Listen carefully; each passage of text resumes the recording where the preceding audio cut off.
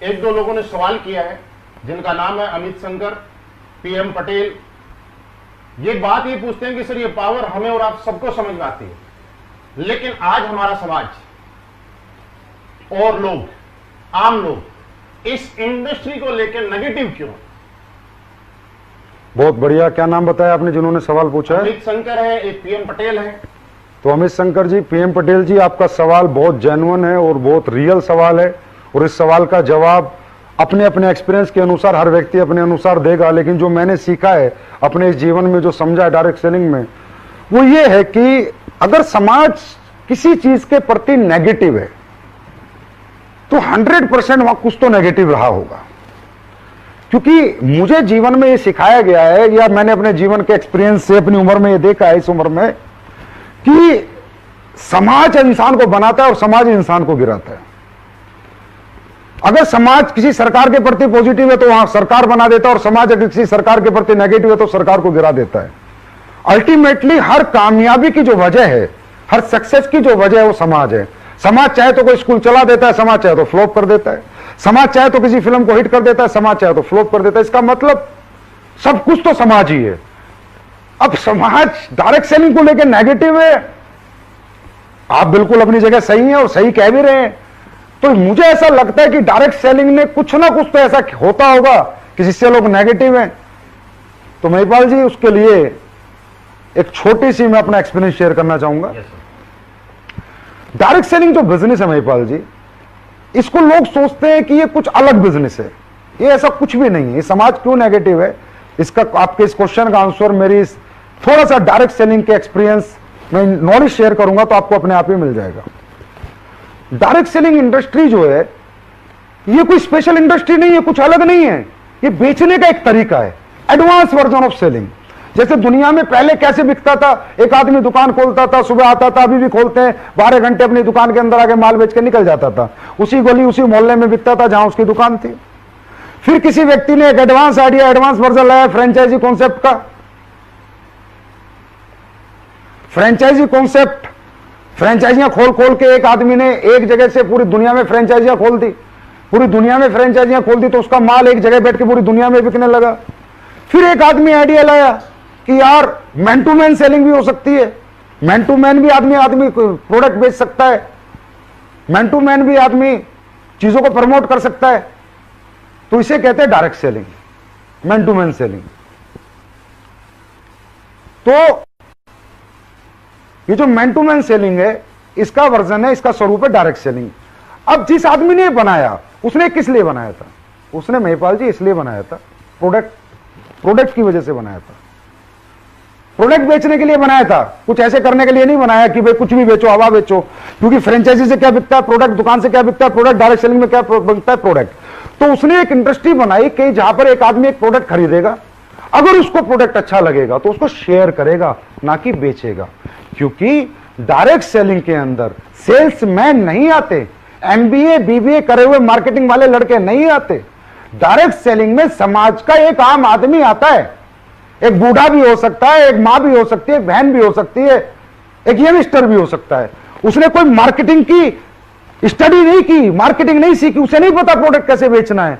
तो direct selling जो business बनाता, ये शेयरिंग बिजनेस बनाता, सेलिंग बिजनेस नहीं बनाता कि आप कोई प्रोडक्ट खरीदें, अगर आपको अच्छे रिजल्ट आए तो आप उसको शेयर करें।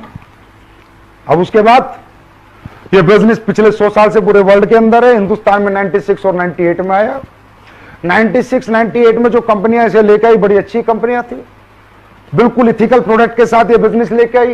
इंडिया के अंदर उन्होंने शुरुआत करी, बहुत अच्छा रिस्पॉन्स इंडिया में मिला। मतलब गांव गांव लोग डायरेक्ट सेलिंग में जुड़े। 96 में 98 की बात कर रहा हूं महिपाल जी।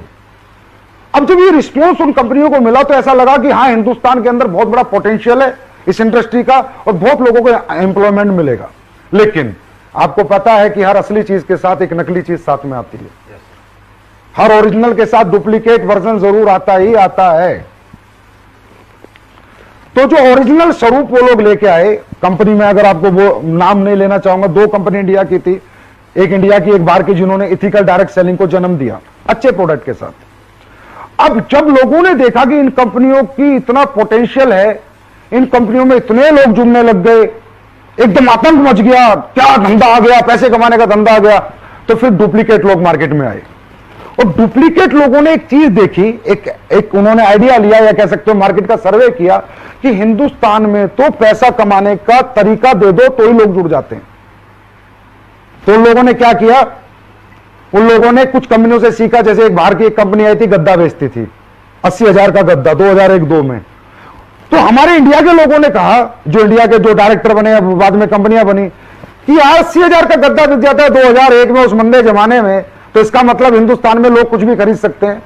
क्योंकि हिंदुस्तान की एक मजबूरी है, हिंदुस्तान में अनएम्प्लॉयमेंट बहुत है एक बात, और हिंदुस्तान इमोशनल कंट्री है, यहां रिलेशन बिकते हैं, रिश्ते बिकते हैं, प्रोडक्ट नहीं बिकते।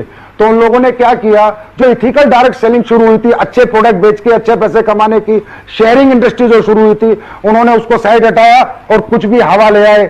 कोई ऑनलाइन कंप्यूटर एजुकेशन ले आया, कोई वेब स्पेस ले आया, कोई गद्दे ले आया, कोई कपड़े ले आया, ऐसे ऐसे प्रोडक्ट लेके आए जो किसी के काम के नहीं थे। और फिर उन्होंने लोगों के इमोशंस और रिलेशन की ताकत से उन्हें बेचा और कंपनियों ने पैसा बनाया, लीडरों ने भी पैसा बनाया। लेकिन वो पैसा कंपनियों लीडर बनाते गए पर समाज का एक बहुत बड़े वर्ग को नेगेटिव करते गए। कैसे? फॉर एग्जाम्पल, आपने किसी ऐसी कंपनी में जुड़ गए जिसके product no need, no use, no worth के हैं, ना आपके काम के हैं, ना आपकी जरूरत के हैं। और कोई व्यक्ति आपको एक लालच देता है कि 2 बनाओगे तो इतने मिलेंगे, 4 बनाओगे तो इतने मिलेंगे, और आपने पैसे दे दिए। इस तरह 100 लोगों ने पैसे दे दिए। सर, दुनिया की कोई भी डायरेक्ट सेलिंग कंपनी में अगर 100 लोग जुड़ते हैं महिपाल जी, तो काम 10 ही करते हैं। चाहे हमारी कंपनी में जुड़े, चाहे एमवे में जुड़े, चाहे मोदी केयर में जुड़े, चाहे वेस्टीज में जुड़े, जितनी भी कंपनियों में जुड़े, काम 10 ही लोग करते हैं, 90 लोग सिर्फ प्रोडक्ट के यूजर होते हैं। तो जब उन कंपनियों ने, जिन्होंने सिर्फ हवा बेचने का धंधा बनाया, लोगों के रिश्ते बेचकर पैसे कमाने की सोच बनाई, रिलेशन के साथ खेला, इमोशन के साथ खेला, उन कंपनियों के प्रोडक्ट जब 100 लोगों को बेचे गए, तो जो 90 लोग थे ना, जिन्होंने एक्साइटमेंट में खरीद लिए, और जब वो प्रोडक्ट उनके काम पे नहीं आया ना, तो उन्होंने टांड पे फेंक दिया और फिर गाली देनी शुरू करी उस व्यक्ति को जिसने उनको वो प्रोडक्ट दिया था। फिर कहना शुरू किया, ये बेकार काम है, ये जोड़ने का काम है, ये कंपनी वाले मूर्ख बनाते हैं, बेवकूफ बनाते हैं। और वो 10 लोग जो हर कंपनी में 100 में से 10 काम करते हैं, उन्होंने झंडे उठा लिए, मालाएं पहनाई, बुके दिए, वो कहते हैं पॉजिटिव इंडस्ट्री, अच्छी इंडस्ट्री है। मतलब हमने 100 लोगों को जोड़ा, 90 को नेगेटिव किया, 10 को पॉजिटिव, 90 को नेगेटिव, 10 को पॉजिटिव। अल्टीमेटली इन कंपनियों की वजह से, जिनके प्रोडक्ट लोगों की जरूरत के नहीं है, जिनके लोगों की नीड के नहीं है, और लोगों को जो लालच देकर अपने साथ जोड़ लेते हैं, और फिर वो लोग काम तो करते नहीं है और प्रोडक्ट उनके काम का नहीं होता, तो वो जो वर्ग है समाज का, वो बहुत नेगेटिव है इस बात को लेके। तो असली जो नेगेटिविटी है वो यहां से शुरू हुई। मतलब हम ये समझ पा रहे हैं कि डायरेक्ट सेलिंग का जो स्वरूप था वो कुछ और था, लेकिन हिंदुस्तान के लोग इमोशनल हैं, हिंदुस्तान के लोग अपनों पे भरोसा करते हैं। यहाँ पे प्रोडक्ट नहीं बिकते, फेस बिकता है, फेस वैल्यूज बिकती है। उसकी वजह से लोगों ने यहाँ के लोगों को यूज किया, और एक बहुत बड़ा तबका जो नेगेटिव हुआ, उसके पीछे लोग जिम्मेवार नहीं है, कहीं ना कहीं कोई कंपनी जिम्मेवार है। जैसे कि आपने देखा होगा, हिंदुस्तान में धनलक्ष्मी यंत्र, बजरंगबली यंत्र, शनि यंत्र, क्या क्या बिक जाता है। इमोशनल लोग हैं, समझ, बेचारे बहुत सीधे साधे लोग हैं। मामा भांजे के पास गया, भांजा खरीद लेता है, चाचा भतीजे के पास गया, भतीजा खरीद लेता है। वो उसे खरीदता है सर, उसकी विश्वास को, उसके यकीन को खरीदता है, उस रिश्ते को खरीदता है, प्रोडक्ट को नहीं खरीदता। और ये जो कंपनियां हैं जो गलत तरह के प्रोडक्ट लेके आई थी, इन्हें कहते हैं नेगेटिव प्रोडक्ट। अभी नेगेटिव प्रोडक्ट की एक लिस्ट है, जो नेगेटिव प्रोडक्ट लेके आई थी, उन्होंने रिश्तों से खेला, और इस तरह क्या हुआ कि 100 लोग अगर किसी कंपनी में जुड़े तो 90 नेगेटिव है। और सर, ये 20 साल से ये काम चल रहा है, तो आप ये मान लीजिए कि समाज का हर एक आदमी किसी ना किसी कंपनी का जला हुआ है। हाँ, ये बात सही है कि डायरेक्ट सेलिंग के बारे में हम लोग किसी को बात करते हैं, तो जब लोगों से बात होती है तो वो लोग बोलते हैं कि दूध का जला छाछ भी फूंक फूंक के पीता है। लेकिन यहाँ तो छाछ के जले हुए बैठे हैं, वो क्या फूंक के पिए।